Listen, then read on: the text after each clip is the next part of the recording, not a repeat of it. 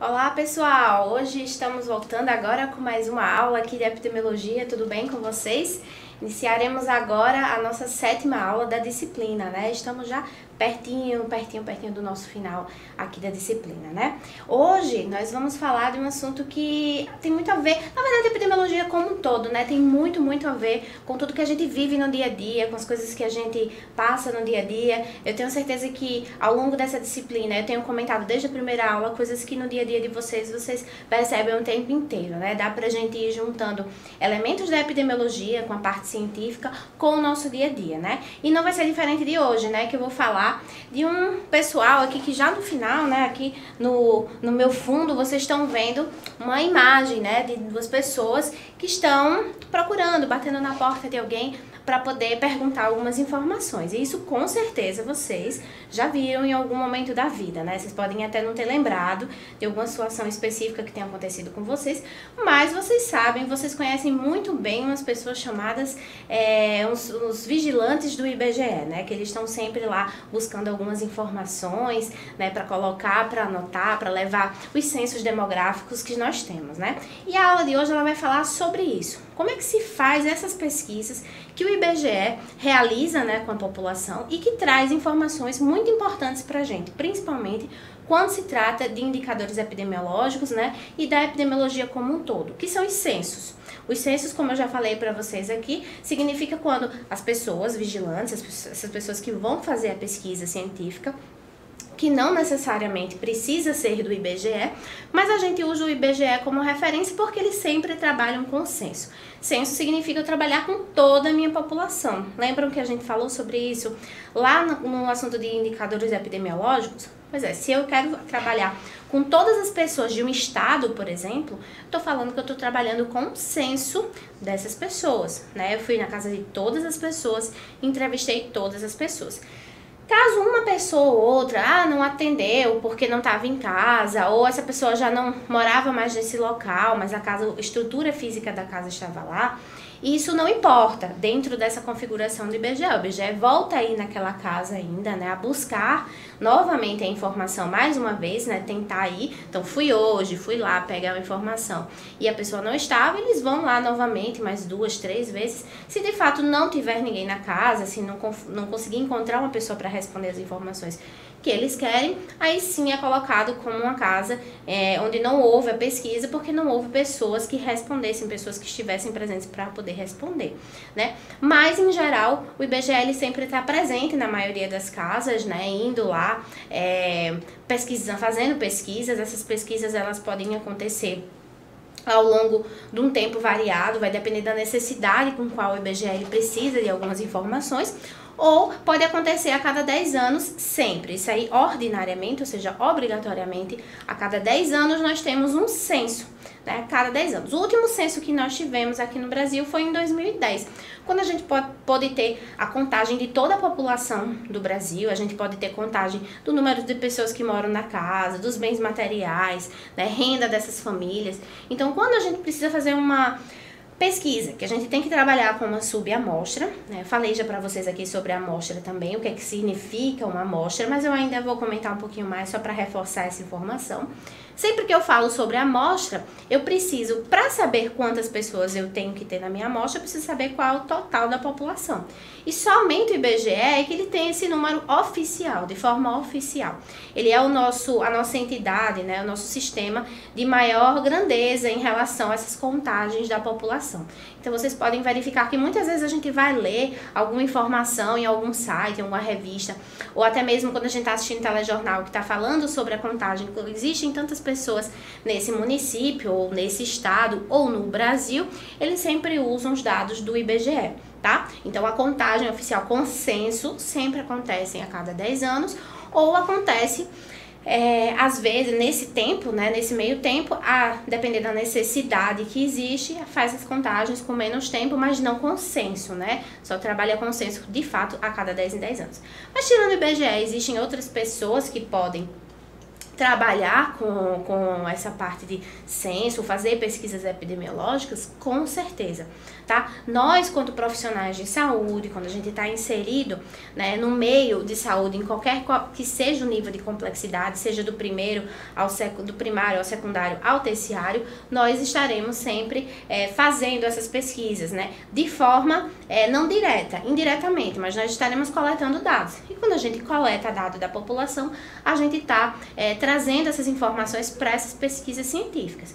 Quem vai ler essas informações, quem vai utilizar essas informações de alguma maneira, muitas vezes não seremos nós, né? Mas serão as secretarias de saúde de municipais e estaduais e até mesmo o Ministério da Saúde que estarão tendo essas informações catalogadas para poder fazer pesquisas de base, tá bom? A gente vai falar um pouquinho mais sobre isso nessa aula, tá? Porque a aula de hoje se trata de... arquivos.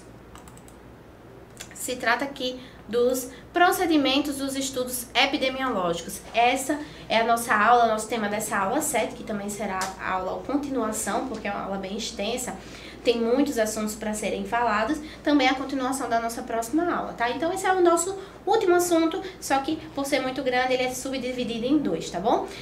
Então, gente, esses procedimentos dos estudos epidemiológicos é o que se trata a aula de hoje. E é o que a gente fala quando a gente diz sobre o que o IBGE trabalha e também outras pesquisas que são realizadas, tanto por grupos específicos que trabalham com essas populações, né, populações com estudos epidemiológicos, então isso pode estar no meio universitário, por exemplo, nos meios das pós-graduações, enfim.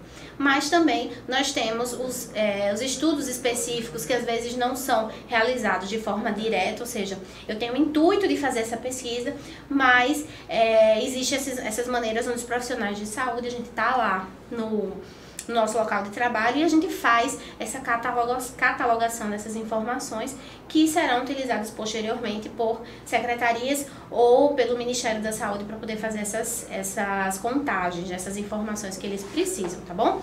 Então, os procedimentos epidemiológicos, a gente encontra pessoas de IBGE dessa maneira, né? A gente chega na nossa casa, tenta buscar informações pra gente, chega exatamente caracterizada dessa maneira, né? Com essa bolsinha, com crachá, né? Sempre tem que estar com crachá. Infelizmente, algumas vezes a gente vê algumas histórias por aí, né? Falando sobre algumas pessoas que usam, né? De má fé para andar dessa maneira, né, e dizer que faz parte do IBGE e poder entrar na casa das pessoas, mas é bom a gente saber qual é a forma que a gente identifica, né, uma pessoa que está indo inspecionar lá para poder saber informações da sua casa, porque de fato é do IBGE, tá? Então eles sempre estão paramentados dessa maneira.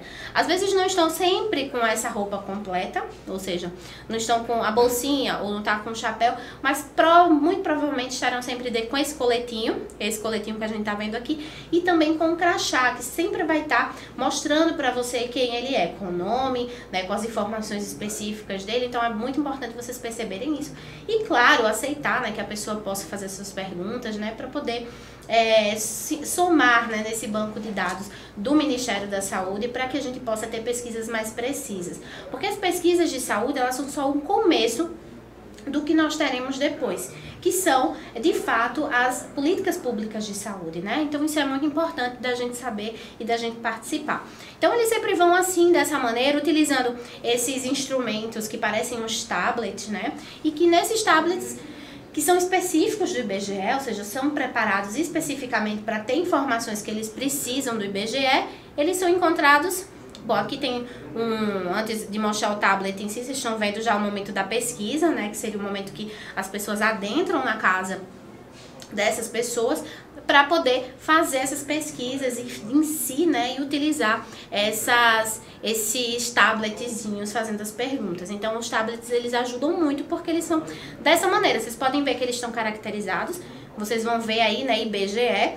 E eles têm um cabo, olha aqui, o cabo onde eu tô apontando. Esse cabo, ele conecta automaticamente, né, numa rede de internet móvel e que não perde as informações. Então, digamos que eles estejam fazendo lá as informações, estejam fazendo a entrevista, coloque, né, aponte lá qual foi a resposta que a pessoa deu e por algum acaso o aparelho ele termina quebrando, acontecendo alguma coisa desse tipo. isso não vai levar, vai gerar com que essa pessoa ela perca essas informações.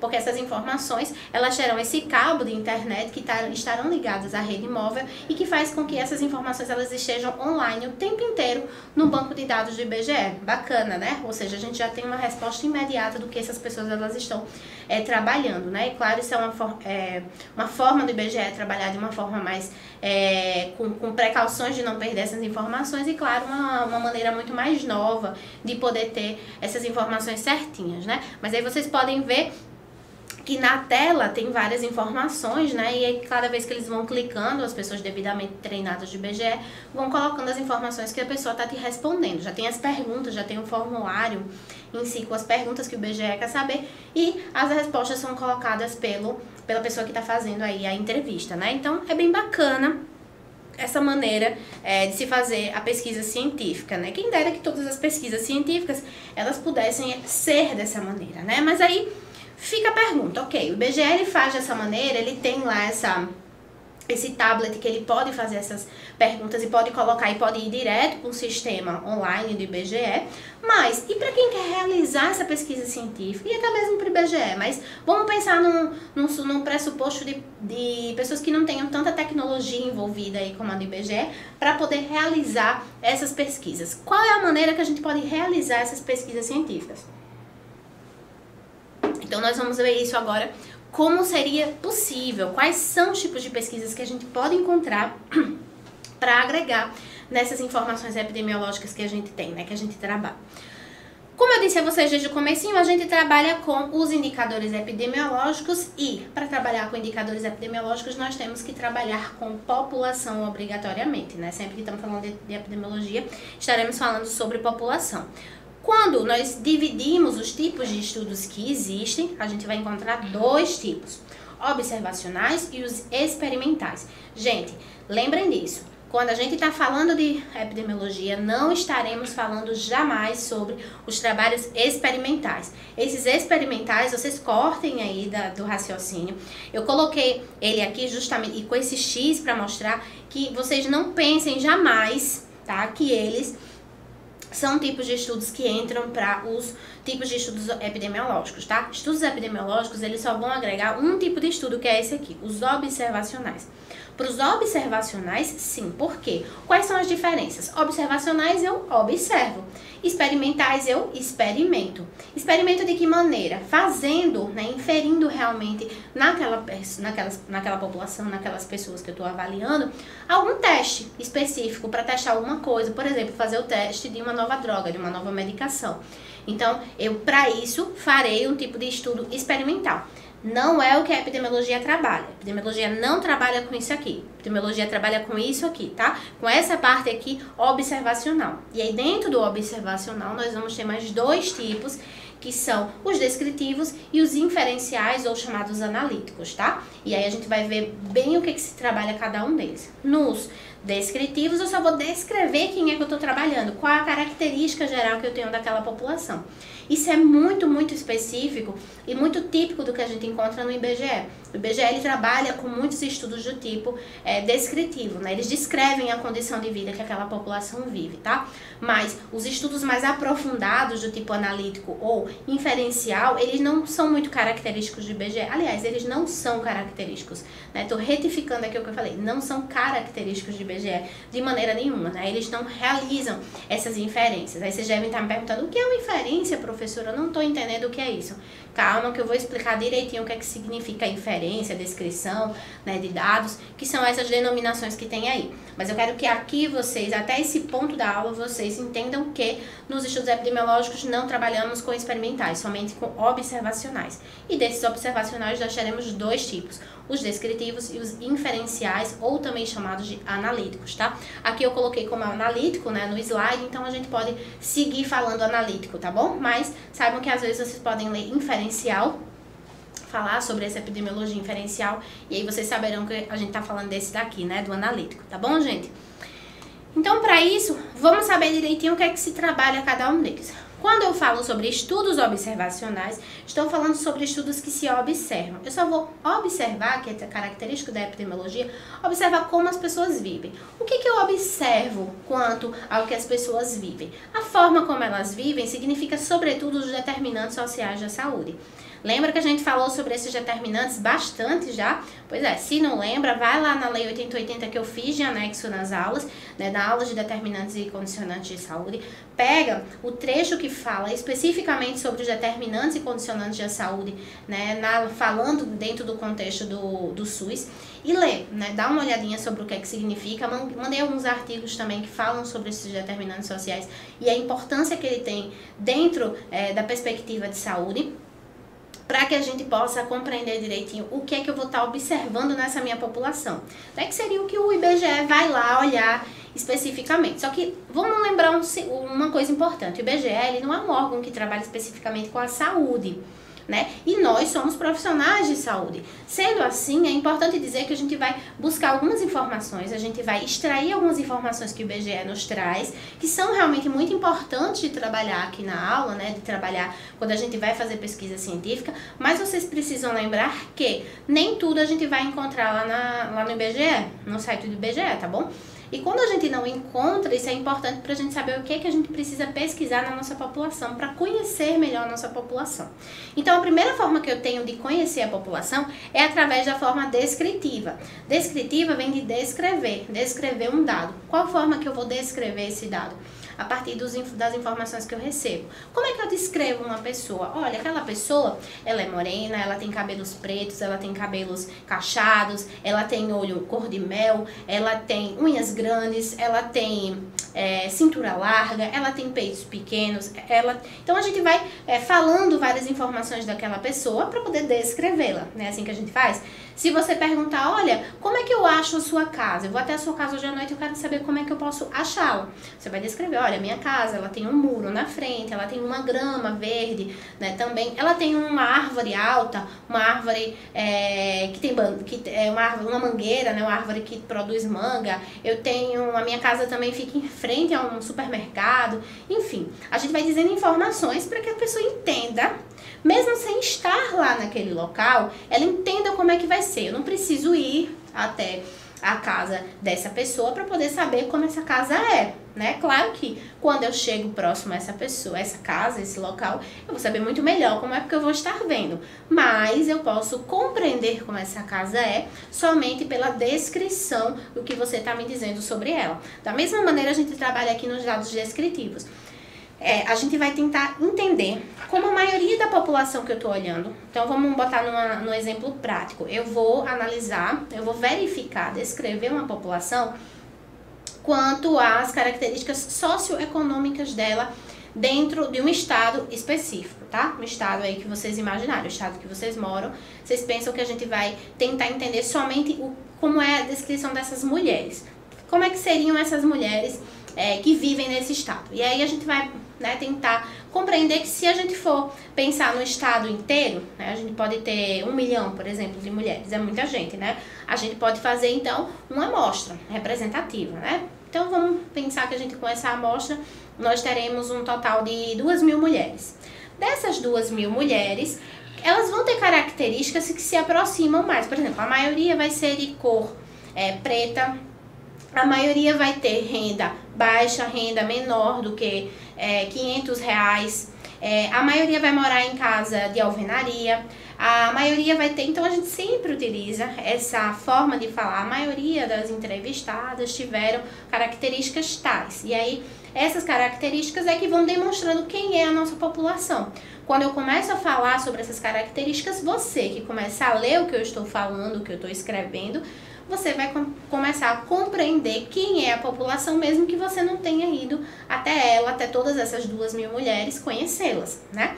Então, essa forma de descrever, ela é muito típica desses estudos observacionais do tipo desse tipo aqui, observacional descritivo, coisa que dificilmente a gente encontra nos estudos experimentais, inclusive, mas eu não vou nem ficar falando muito de experimentais aqui para vocês não se confundirem, só quero dizer que existe esse tipo de estudo, mas ele não se aplica na epidemiologia e às vezes é muita casca de banana porque o aluno termina se confundindo e achando que ele faz parte também dos estudos epidemiológicos, tá? Mas ele não faz. Bom, então, dos descritivos, eu vou dar um número exato de alguma situação específica, por exemplo, qual o número de crianças que estão sendo amamentadas por essas mulheres que eu estou fazendo essa entrevista, essas 2.000 mulheres, e aí vai ter um percentual lá, vai ter um valor, aliás, vai ter um valor inteiro. Então, dessas 2.000 mulheres, 500 mulheres, elas amamentam alguma criança de 0 até 5 anos de idade, né? Pensando que a gente pode ter criança até de 4 anos amamentando, né? Às vezes a gente tem essas crianças que saem da curva e que estão amamentando. Então, às vezes a gente tem esse quantitativo. Mas a gente, além desse valor, né, absoluto, a gente também tem os valores percentuais. Esses valores percentuais vai ser em cima desse valor que a gente tem inteiro, né, esse valor bruto, essas 500 mulheres que eu falei para vocês. Sabendo disso, né, com esse valor absoluto, com esse valor total e esse valor absoluto, a gente aplica, né, para mostrar aqui nesses valores das tabelas descritivas, que a gente vai ver mais adiante. Eu vou mostrar um exemplo aqui do que seriam essas tabelas para você ver. Daqui a pouquinho eu coloco também. Mas além desses valores descritivos, a gente também tem essa forma analítica, que aí é um pouco mais complicado de se compreender, porque aí a gente vai ter que pensar no tipo de estudo que a gente vai fazer. Então tem mais uma coisa mais específica, mais abrangente para a gente poder pensar, mas que não é difícil, tá? É só a gente compreender com calma. Bom, vamos lá. No tipo de estudo analítico, o que é que eu vou ter? Eu vou ter uma variável específica, que é uma condição específica. Por exemplo, quando eu digo cor de pele, eu posso chamar variável aqui dentro desse contexto de epidemiologia, tá? Então pense, quando eu falo variável, eu tô falando de uma característica da minha população, tá? Combinado? Então, dentro de uma variável, eu posso pensar duas variáveis que eu posso tentar entender se uma causa alguma coisa na outra. Por exemplo, mulheres pretas, elas podem ter... Não, eu vou pensar num outro exemplo para ser uma coisa mais específica. Vamos imaginar que para essa condição de aleitamento materno exclusivo, né, para a criança estar amamentando, que usar chupeta vai atrapalhar isso, né? Eu posso pensar, isso é uma teoria, uma hipótese que eu tenho. Bom, se a criança ela vai tendo muita dificuldade, né, ela vai achando muita dificuldade em estar mamando no peito da mãe, porque com a chupeta é muito fácil, né? E criança, ela se vende fácil pelo que é mais fácil para a vida dela, né? Então, ela termina largando o peito da mãe porque ela vai amamentar. Essa é uma característica. Eu pensei em duas variáveis. Variável de amamentação, variável de usar chupeta. E aí, eu perguntei pra mulher, olha, seu filho, né, que tá amamentando, ele tá amamentando desde quando? Ah, tá amamentando desde que nasceu, sempre amamentou, mas agora começou a não amamentar, eu não comecei a não amamentar mais porque ele realmente começou a largar o meu peito. E eu pergunto, e a criança, ela chupa chupeta? E a mãe fala, sim, ela chupa. Então, eu tenho duas variáveis. A criança já não mama mais, como ela também chupa chupeta. Dentro de todas as 2.000 mulheres, não, 500 mulheres, né, que eu tinha falado. As 500 mulheres que elas amamentam essas crianças, eu vou tentar fazer uma associação. Associar é quando eu tento ligar efeito, né, causa com efeito. A causa seria usar chupeta, que leva ao desfecho da criança não querer mais amamentar. Então, eu tenho não amamentar causado por usar chupeta, tá? Então, eu tenho uma variável de causa e uma variável de desfecho. A causa é sempre a causa que vai acometer a uma doença específica ou uma situação de risco específica, que nesse caso é não amamentar, sabendo que não amamentar gera diversos problemas para crianças, né? Desde problemas cognitivos até dificuldades, né, de mastigação, dificuldade de fala, enfim. Diversos estudos, né, falam sobre as questões nutricionais da criança também, da não amamentação, né? Então, a gente pode pensar em uma gama de problemas que a criança ela pode vir a ter, né, ao longo da vida, né, inclusive, por conta da não amamentação. Então, a gente tenta achar fatores que levem essa criança a não amamentar, né? Pra gente poder tentar tirar esses fatores, pra gente não ter mais crianças que adoeçam mais por causa, né, do pouco aleitamento materno. A gente pode aplicar esses exemplos em diversas outras situações, tá, gente? A gente pode aplicar em situação do não uso de algum fármaco, de algum medicamento. A gente pode pensar na causa de acidentes de trânsito, né, de mortes em trânsito. A gente pode pensar em uma gama de coisas para a gente poder avaliar tudo dentro desse tipo de estudos inferenciais, tá bom? Esses analíticos inferenciais, tá bom? Então, só pra gente entender, nos descritivos nós descrevemos quem é a nossa população, qual é a forma que ela vive, e nos analíticos eu vou tentar entender, eu vou tentar compreender o que é que causa determinada situação de doença, né, que eu tento entender, tá bom? A gente vai compreender mais um pouco sobre isso. Mas como é que eu penso, professora, no que é que eu farei? Como é que eu penso o que é que eu vou estudar, que forma que eu vou estudar? Eu só tenho alguma coisa específica que eu quero estudar, mas eu não compreendo o que eu posso fazer para poder entender, né, o que eu vou estudar dentro dessa perspectiva que você falou de causa e efeito, né? Causa sendo a causa principal da doença, efeito que seria o desfecho, né? Que seria a consequência dessa causa, do que foi feito em relação a essa causa. Então, vamos pensar em 3 possibilidades que existem da gente, como é que a gente vai fazer essa pesquisa, tá? Essas pesquisas que a gente tem para fazer esses estudos analíticos. Antes de ir para essa parte, deixa eu só abrir, eu vou voltar aqui rapidinho, só para abrir aqui para vocês o material, né, para mostrar sobre os tipos de estudos descritivos, tá, que eu falei para vocês, e eu acho importante a gente ver para que vocês compreendam como é que funciona. Olha só. Tá? Aumentando aqui, né, pra gente poder ver direitinho, a gente tá vendo aqui uma tabela. Essa tabela, ela vai mostrar alguma situação específica pra gente poder ver só uma descritiva de alguma informação. Vamos ver como é que isso funciona. Essa tabela, ela é de problemas identificados no momento da dispensação, né, ou seja, da entrega de medicamentos para o tratamento de doenças crônicas não transmissíveis pelos técnicos de farmácia da AMA, que eu não sei especificamente o que é, acredito que seja algum local específico, alguma dispensa de medicamentos que existem de uma unidade básica aí, que fica em Vila Nova, Jaguaré, também não sei especificamente qual estado fica, talvez você que esteja aí assistindo essa aula seja até desse local, ou próximo desse local, e saiba onde é que fica. Não sei, mas esse estudo ele foi realizado durante o ano de 2011. Então, a gente vai tentar achar esses problemas, né, nesse momento de dispensação desse material.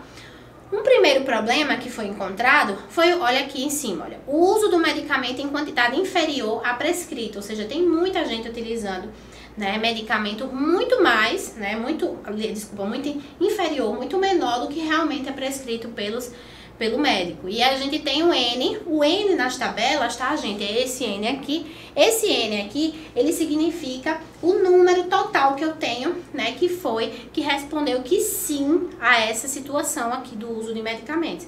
E a gente aí tem situação de 1.006 pessoas que fazem uso do medicamento em quantidade menor do que é prescrito. Olha só que número alto, né? E aí, olha, pra gente saber se é alto ou não, a gente olha pelo total. O valor total aqui que vocês estão vendo é de 3.944, que vocês podem encontrar aqui, ó, 3.944. De quase 4.000 pessoas, 1.000 falam que usam o medicamento em quantidade inferior. Significa que esse número é 1/4, né, desse totalzão. Então, é um número bem alto, né, que se a gente for pensar. E aí, esse número representa 26% desses problemas identificados, né? Que fala a tabela. 26% dos problemas. Eu vou falar já sobre essa questão do percentual. Mas vamos ver mais alguns outros problemas. O uso do medicamento em quantidade superior à prescrita. Então, existe inferior e superior. Inferior é bem maior. Quando a gente fala de superior a mais, a gente vê 487 casos, que representa 12%. É praticamente... no valor percentual que a gente tá vendo que é a metade, né, do que diz quanto a essa quantidade inferior. O terceiro problema é que a população que não adere ao tratamento farmacológico, ou seja, que sabe que precisa utilizar aquele fármaco, mas não existe. A gente tem aí 978 casos, aí a gente tem um outro, confundem-se no uso de medicamentos, dos medicamentos, a gente tem 819 casos. Temos também prescrição em conflito, ou seja, duas prescrições que falam coisas diferentes, né? E aí o técnico não sabe a forma, né, de fazer essa dispensação dessa medicação. A gente tem 325 casos e temos dose acima da máxima preconizada, né? Digamos que o Ministério preconiza o uso ou o próprio fármaco preconiza o uso de 300 miligramas por dia de alguma medicação específica, e aí lá na hora que o técnico vai dispensar, ele vê que existe pedindo para fazer a dispensação de 600 miligramas, ou seja, o dobro, né? E aí a gente tem esse problema também, que ele totaliza 281 casos, a gente tá vendo ali, ó, aqui, 281 casos. Temos também a duplicidade terapêutica, né, ou seja, duas medicações repetidas, né, nesses casos, nós temos 48%. Bom, aqui nessa parte da coluna, olha só, dessa parte da coluna nós temos o N. Esse N significa o número total relacionado ao que fala aqui. Né, a gente viu que eu fui falando e dizendo o número total. E a gente tem uma terceira coluna que fala esse percentual aqui, olha só, esse valor percentual que tem aqui. Esse valor percentual significa o valor, né, proporcional a 100% desses casos aqui. 100% desses casos, olha só, é 3.944. Se a gente fizer a divisão, né, desse número aqui, por exemplo, de 48, dividido por 3.944, nós vamos ter um valor aí, provavelmente de 0, alguma coisa, 0,20, 0,48, não sei. Não, aliás, se é 1% vai ter 0, olha, eu falando aqui, o valor bem aqui na minha cara. Fica 0,01, mais ou menos, alguma coisa nesse sentido, 0,1. Vocês podem fazer essa conta aí em casa para vocês conferirem o que eu tô falando. Vendo isso, vocês vão ver que esse valor, se vocês multiplicarem por 100, que é o 100 de 100%, vocês vão ver que vai dar esse valor de 1%, tá? Isso vocês podem fazer com cada uma dessas colunas, vocês vão ver que vão dar esse resultado certinho aí que eu tô falando, tá? Faz esse valor que tem aqui, que tem nessa parte aqui, os valores que tem nessa parte, divididos por esse total. Depois que sair o resultado, vocês multiplicam por 100. Quando vocês multiplicarem por 100, vocês vão ver que vai dar esse resultado certinho, como tem aqui na tabela, tá bom? Então, essa é a forma que a gente pode entender o que a gente está trabalhando dessa forma descritiva. Então, a gente está descrevendo os dados que nós temos, né? Do que nós queremos trabalhar especificamente, tá bom? Então, voltando aqui para a aula... Deixa eu fechar aqui. Nós temos essas duas formas, né? A gente viu já a forma que a gente pode pensar. E nós temos três possibilidades de pensar nessa forma analítica, que seria comparando uma variável a outra, uma condição de vida a outra. Primeira possibilidade é partir da causa para o efeito, ou seja, eu estou querendo saber a causa, né? Eu estou sabendo que eu vou sempre estar utilizando por enquanto esse exemplo sobre mamar e o uso de chupeta, tá bom? Lembrando, causa é usar chupeta e o desfecho, né, que seria o efeito, é não mamar, tá bom? Então, aqui nessa primeira possibilidade, eu vou pensar em todas as crianças que usam chupeta para pensar que isso aí vai gerar um problema posterior, que é não amamentar, tá? A gente vai pensar nas possibilidades, depois eu vou mostrar quais são os estudos que a gente pode pensar nessas possibilidades. E aí a gente tem esses estudos experimentais, que aí nesse caso a gente não entra, porque não trabalha com o nosso epidemiológico, mas a gente também tem os estudos de coorte, que são esses tipos de estudos segundos que tem aí.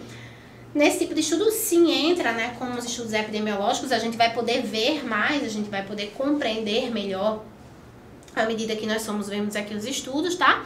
Existe uma segunda possibilidade, que é o ponto de partida é o efeito, ou seja, eu tô vendo do final, eu tô vendo o fato das crianças que não amamentam e eu vou tentar buscar lá atrás no histórico de vida da criança o que é que levou para ela hoje em dia não estar mamando. E para isso eu tenho estudos específicos como os estudos de caso e controles, que são estudos que trabalham especificamente com essa volta no tempo. Mas como assim, professor? Eu volto no tempo através de uma máquina do tempo? Não, através da memória da mãe, né? Da memória do que a mãe viveu com essa criança. Quanto mais nova for essa criança, mais fácil da gente puxar pela memória, né? É muito mais fácil eu entender o que é que levou uma criança, a mãe da criança não dar, ou enfim, a criança se deixar de mamar, né, seja pela criança ou seja porque a mãe não quis realmente mais dar de mamar para a criança, do que para uma criança, isso para uma criança de 6 meses, por exemplo, do que para uma criança de 2 anos de idade, que existe esse viés da memória, que é a lembrança da mãe, né, dela ir se esquecendo com o tempo, né, da razão, algumas razões específicas que podem existir.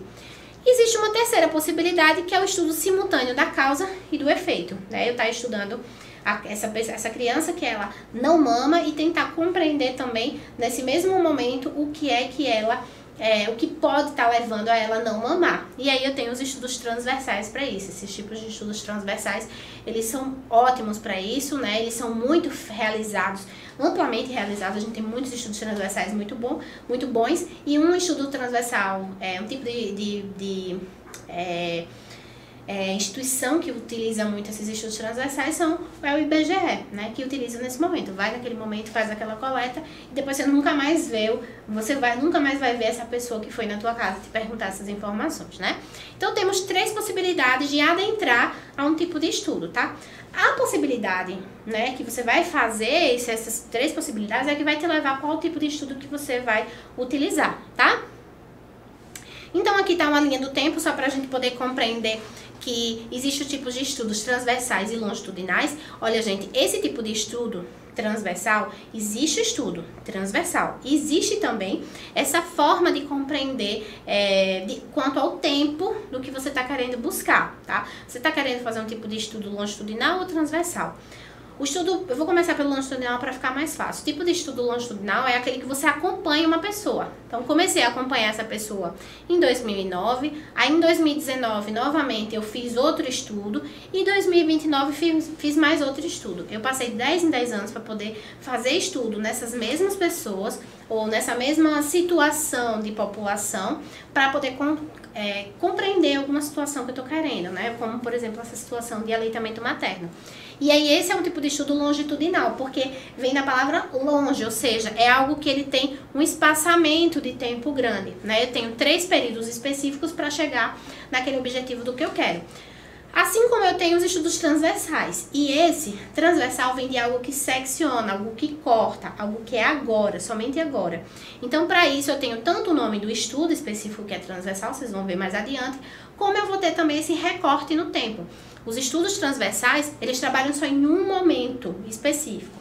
Então, digamos que hoje eu estou fazendo um estudo aqui em 2019 e nunca mais eu vou voltar para essa população. Eu não volto para essa população aqui de 2019. Eu vou botar minha mão aqui assim.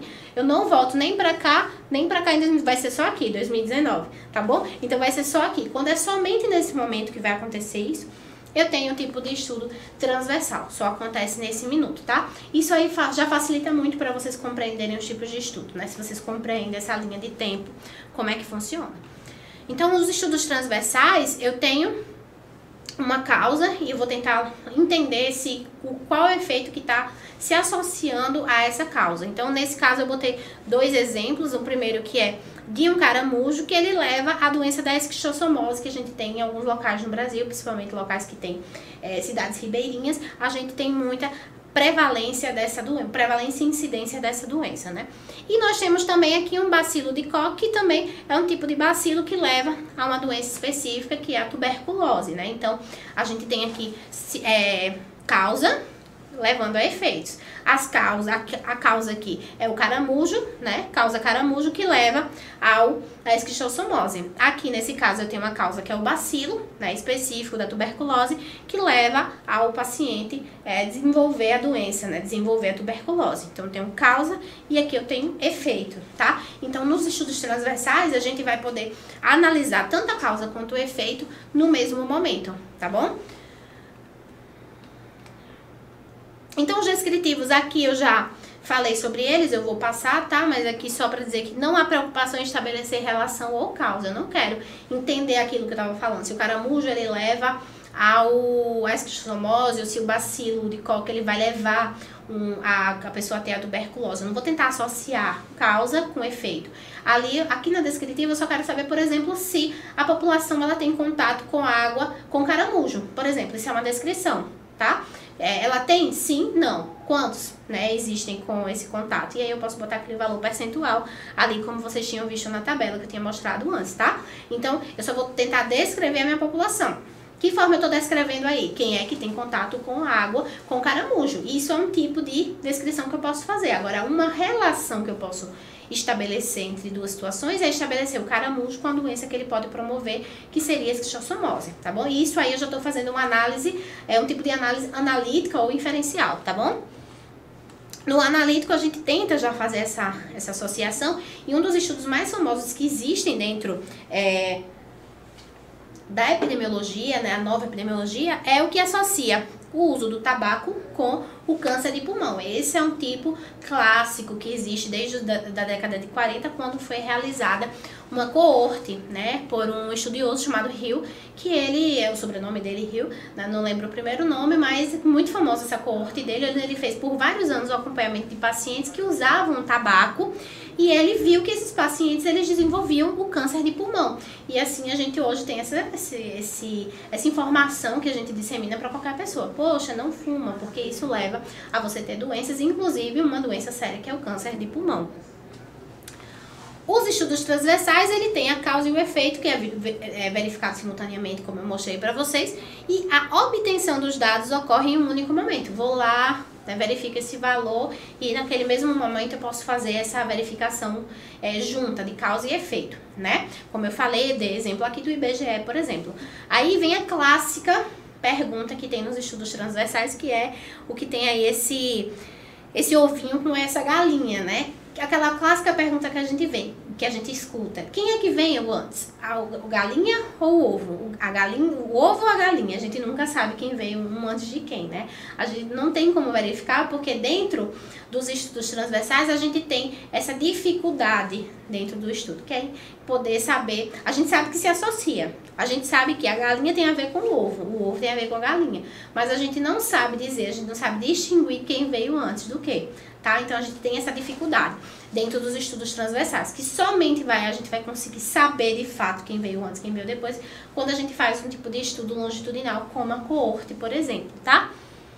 Então a gente resulta em correlacionar alguma informação nos estudos transversais, como tem nesse exemplo.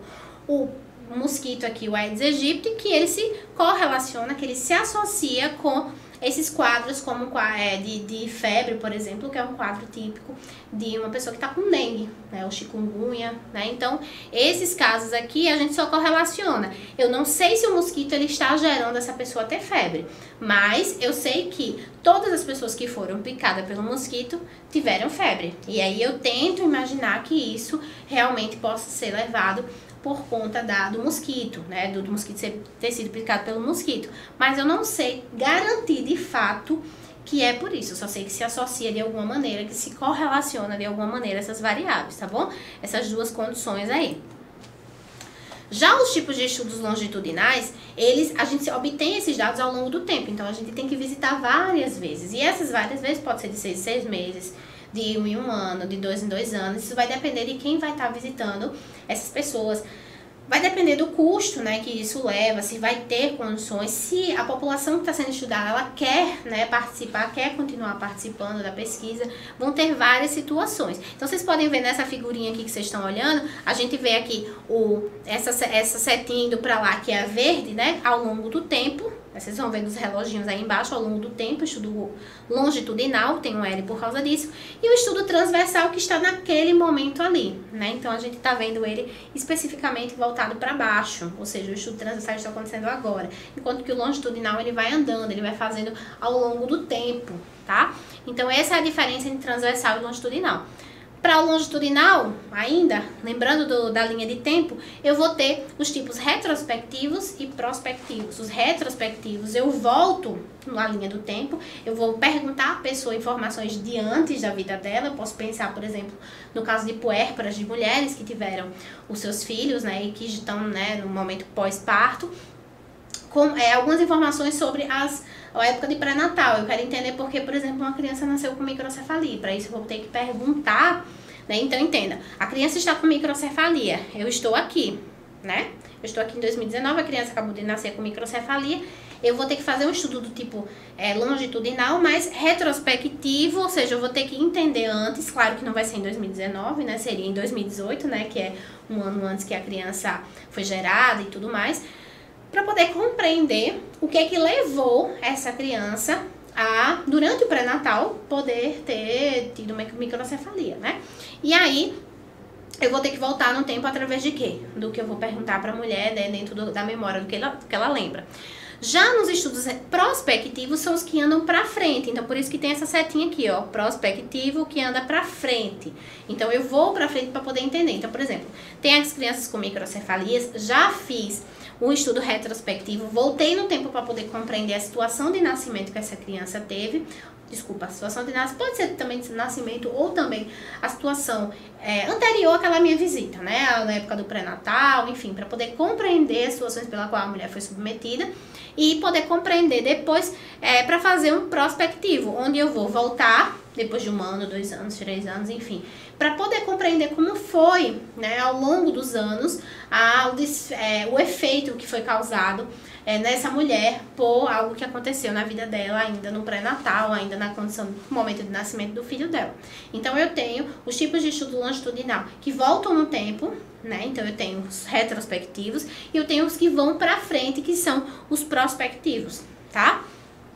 Para isso eu também tenho a gente já falou sobre a amostra aqui, não foi? Eu já comecei também a falar um pouco sobre a amostragem, mas esse processo de amostragem é quando a amostra ela for representativa da população, eu ter que, quando eu não posso fazer um censo, né, completo com as pessoas, com a população completa, eu vou ter que escolher aquele substrato que eu falei pra vocês, né, uma parte da amostra, e aí uma parte da população que vai ser a minha amostra, e essa amostra, como é que eu faço pra ela ser o máximo aleatória possível, com pessoas com muitas diferenças entre si, né? Tanto no local que mora, quanto características físicas de vida. Como é que eu posso ter? Através do processo de amostragem, tá? E é isso que a gente vê aqui, o que é um processo de amostragem, né? E também de uma amostra representativa. Eu tenho o censo, que é toda a minha população. Dentro desse censo, que pode ser chamada população total, eu vou fazer uma extração de uma população, que é essa extração aqui, que vai ser de uma amostra representativa. Por que representativa? Porque ela representa todo mundo que está aqui. Essas pessoas, elas têm que representar todas essas. E para isso, eu não posso pegar uma pessoa somente, se eu estou querendo mostrar a realidade, né? Do que tem a população de um determinado estado, eu não posso pegar somente da capital, onde as pessoas elas têm mais acesso à rede de saúde, onde essas pessoas elas têm mais saneamento básico. Não, eu tenho que pegar de todos os municípios possíveis desse estado, né, mostrando as reais condições que existem, tanto as pessoas que moram na capital, quanto no interior do estado, tá? Isso é uma forma de eu randomizar, ou seja, aleatorizar, deixar o mais aleatória possível a minha população, deixar o máximo possível da população mais dispersa e diferente possível. E aí eu faço esse processo de amostragem, que é como eu escolho essas pessoas para minha amostra, né? Essa amostra, ela representa um todo? Essa é uma pergunta que a gente sempre fica quando a gente vai escolher a nossa amostra. A gente nunca vai ter certeza absoluta se ela vai realmente estar representando todo mundo. Mas aí o que a gente pode fazer? A amostragem, uma amostragem bem feita, né, que é a diferença que existe, que é o erro amostral. Sempre vai ficar esse erro amostral, que é o quê? Aquela diferenciação que existe do que eu estou pesquisando de fato, eu estou pesquisando alguma coisa. E aí eu quero saber se o quanto isso que eu estou falando para você, nessa minha pesquisa, é verdade. Eu tenho que assumir um erro que existe, que pode haver a possibilidade de o que eu estou falando para vocês, em algum momento, ter alguma coisa que não seja verdade. Não por mim, mas sim pelas pessoas que estão respondendo. Eu tenho que assumir que eu não perguntei para algumas pessoas, né? Se eu tenho uma população de 5.000 pessoas, eu só fizer entrevista com 2.000, significa que 3.000 pessoas... pode alguém ter uma resposta diferente ali do que a maioria está tendo. Então, eu não posso dizer, a maioria das pessoas amamentaram seus filhos, a maioria das mulheres amamentaram seus filhos. Pode ser que tenha alguma aí que não amamente, né? Então, eu não posso nunca generalizar a minha resposta. Isso é o erro amostral. Eu não posso generalizar, tá?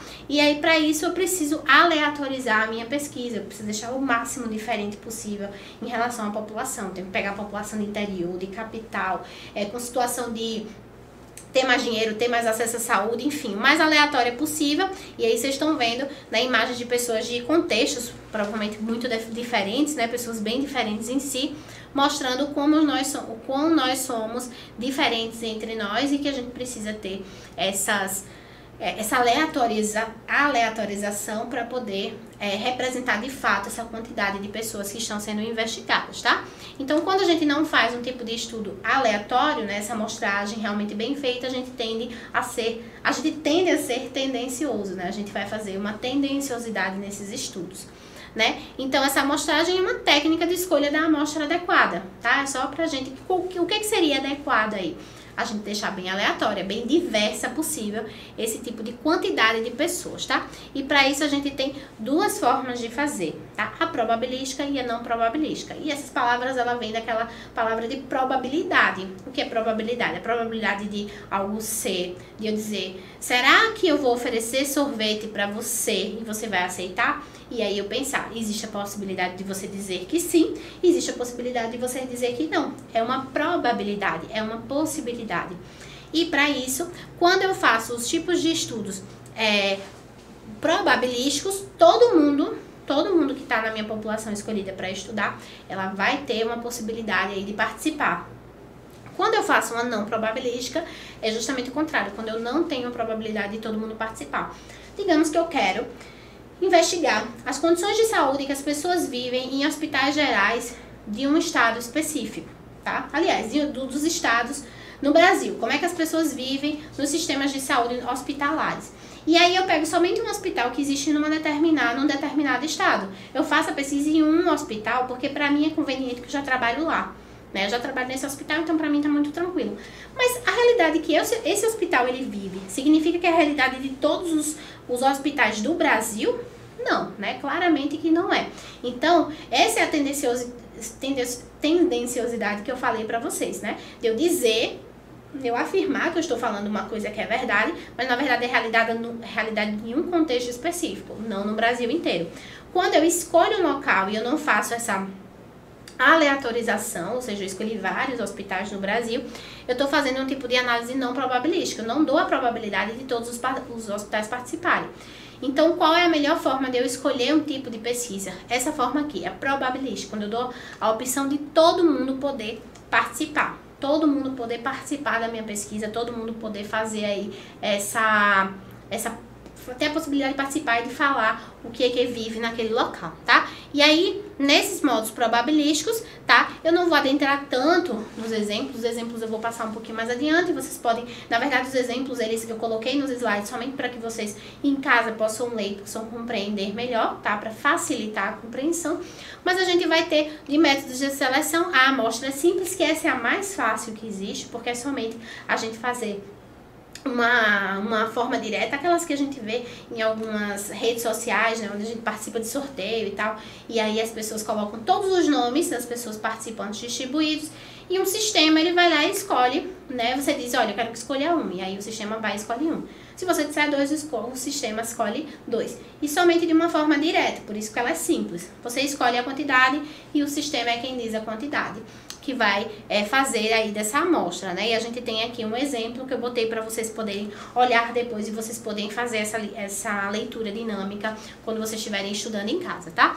A gente também tem a amostra sistemática.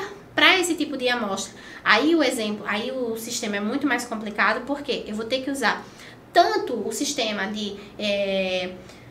o exemplo de sorteio simples, quanto com outros passos. Na verdade, é um sorteio simples, só que ele de uma forma mais elaborada. Como? Primeiro, a gente tem que fazer de 2 passos, tá? Primeiro, eu tenho que saber a quantidade de pessoas que eu tenho que fazer a pesquisa, e para isso eu tenho aqui uma amostra de 2.000 pessoas, eu sei que eu tenho que chegar a 2.000 pessoas, tá? De todo mundo que eu tenho que pesquisar. Primeiro passo, a gente faz um sorteio simples. Na hora que eu faço o sorteio, sorteou lá no sistema, aí sorteou o número 43. Então, eu faço o início desse tipo de pesquisa, desse tipo de sorteio, através do número 43. Porque o normal seria a gente começar por onde? Pelo 1, né? E a gente contaria 1, 2, 3, 4, 5. Mas não, daqui a gente vai iniciar, a gente não escolhe nem por onde a gente começa. Quem escolhe é o sistema. A gente começa lá pelo 43. Então, pronto. Primeiro passo, começo pelo 43. Faço um segundo sorteio simples, saiu o número 18, e ele é chamado de pulo amostral. A partir do número 43, que foi o número que caiu primeiro aqui, no número de início, eu vou contar 18 casas. E aí eu vou ter o início, então, da minha quantidade. Então, 43 mais 18, eu tenho primeira pessoa da minha amostra, né, dessas 2.000. Conto mais 18, volto a segunda pessoa dessas 2.000. Mais 18, terceira pessoa dessas 2.000 pessoas. E assim por diante, até a gente formar as 2.000 pessoas que tem que ser investigadas para a amostra sistemática, tá? Bom, aí a gente também, olha aí, o mesmo exemplo que eu falei pra vocês aqui, né, é o que eu coloquei aqui pra vocês depois entenderem quando for lendo, né, porque eu sei que é meio complicado, às vezes a gente só falando, lembrar, gente, depois que a gente vai fazer as nossas anotações, a gente tem que relembrar o que o professor falou e por isso eu deixei aqui no slide pra vocês. A gente também tem um tipo de amostra estratificada. Para esse tipo de amostra, a gente vai ter um objetivo específico, né, que a gente vai ter em todo o estudo.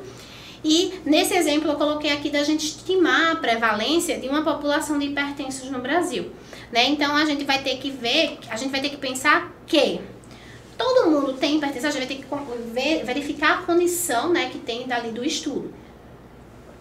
Todo mundo que tem hipertensão, vamos pensar na população inteira. Todo mundo tem a probabilidade de ter hipertensão? Sim. Mas qual é a população que a gente mais tem? Por conta da idade em si, enfim, pela condição de vida em si que tem atribuída. A gente sabe que são os idosos. Os idosos eles vão ter muito mais hipertensão do que uma criança. Sabendo dessa concentração específica que existe da patologia para essa condição de vida do idoso, a gente vai usar extratos, né? Isso, esse tipo de método dessa amostra, ela depende muito desse contexto da doença que a gente vai estar avaliando, tá? Então, nesse contexto, cabe utilizar esse modo estratificado. A gente faz, então, aqui, para esse exemplo que eu dei de hipertensão, 3 tópicos, né, onde a gente divide, a gente estratifica esses grupos, onde nós temos os menores de 20 anos, os de 20 a 44 anos e os superiores que têm mais de 44 anos aí, que a gente pode pensar como colocando como idoso, tá?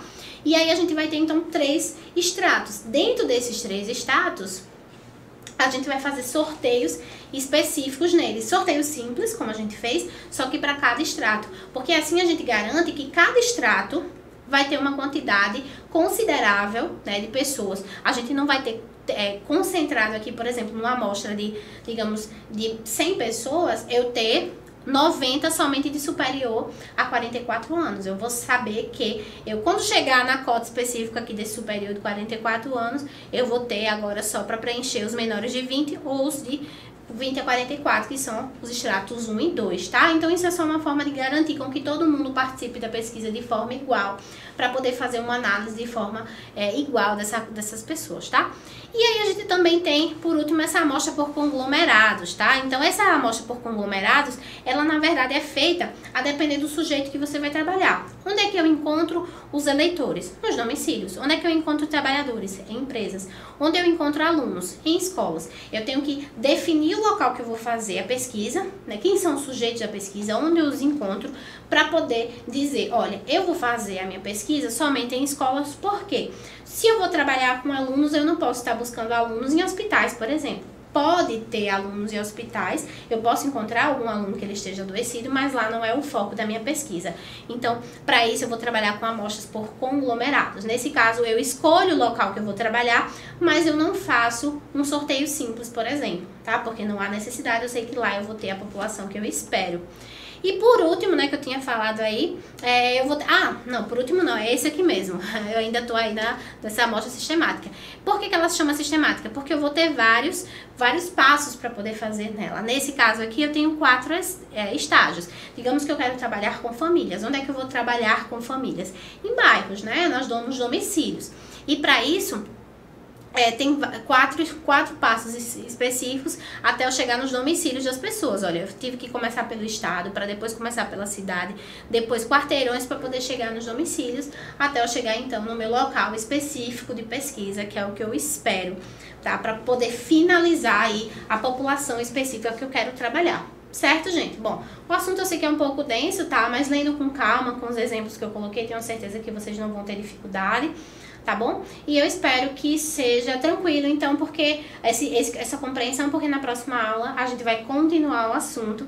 Espero que compreendam direitinho, tá? Tirem todas as dúvidas aí à medida que forem lendo, tá? Leiam coisas nas apostilas, no material que eu mandei, nos artigos, porque facilita a compreensão. E aí a gente continua na aula que vem, tá bom? Então, espero vocês na próxima aula, na nossa última aula da disciplina, né? Verdade, lembrei agora. Então, a gente se encontra na semana que vem. Tchau, tchau!